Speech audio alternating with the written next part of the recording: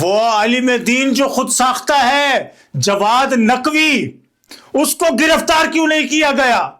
295 کا مذاق بنا کے رکھ دیا آپ نے، اور وہ ہمارے ہاں جو روایت موجود ہے اس روایت کو آپ نے ٹوٹنے نہیں دیا۔ ڈیل اور ڈھیل، یہ مبینہ ڈھیل جو ہے، یہ مبینہ ڈیل جو ہے، آپ نے اس قانون کے ساتھ کھلواڑ کرنے کی جو کوشش کی ہے یہ نہیں ہونی چاہیے تھی۔ اس طرح سے آپ نے یہ جو کھلواڑ کیا ہے، یہ ظلم کیا ہے آپ نے، اور یہ کل کوئی دوسرا اس طرح کرے گا۔ علماء کا فتویٰ موجود ہے جی، علماء کہہ رہے ہیں سوال کرنا گستاخی نہیں ہے۔ ہم کہتے ہیں سوال کرنا گستاخی نہیں ہے، جس سے کیا ہے اس کو کیوں گرفتار نہیں کیا گیا؟ جس نے مقدسات اہل سنت کی توہین کی اس کو کیوں گرفتار نہیں کیا گیا؟ ہمیں تو ریحان طارق چاہیے ہی نہیں۔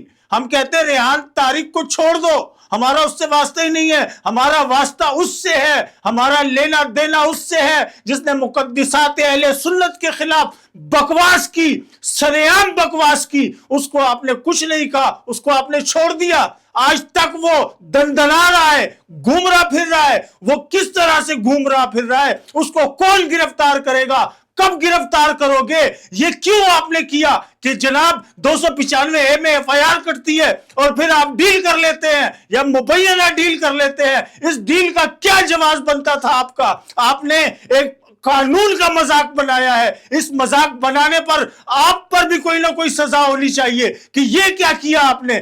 ایک 295 باقاعدہ ایک قانون ہے، آپ نے اس کا مذاق بنا دیا کہ وہاں ضمانت ہو جاتی ہے، وہاں وہ بندہ باہر آ جاتا ہے۔ ہم کہتے ہیں ریحان طارق کو کر ہی ایک طرف دو آپ۔ جس بندے سے اس نے سوال کیا اور اس بندے نے جو بکواس کی، قرآن پاک کا ریفرنس دے کے اس نے بکواس کی، گستاخی در گستاخی اس نے کی، اس کو کیوں نہیں گرفتار کرتے یہ ادارے؟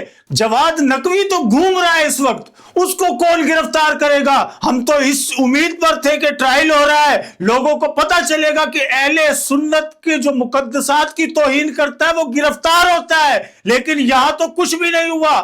آپ نے جس کو گرفتار کیا اس کو بھی آپ چھوڑ رہے ہیں ضمانت پر۔ یہ کیا معاملہ ہے؟ آپ جواد نقوی کو گرفتار کریں، کب گرفتار کریں گے؟ یہ عوام کا مطالبہ ہے، عوام کا مطالبہ۔ عوام کے اس مطالبے کو پورا کرو۔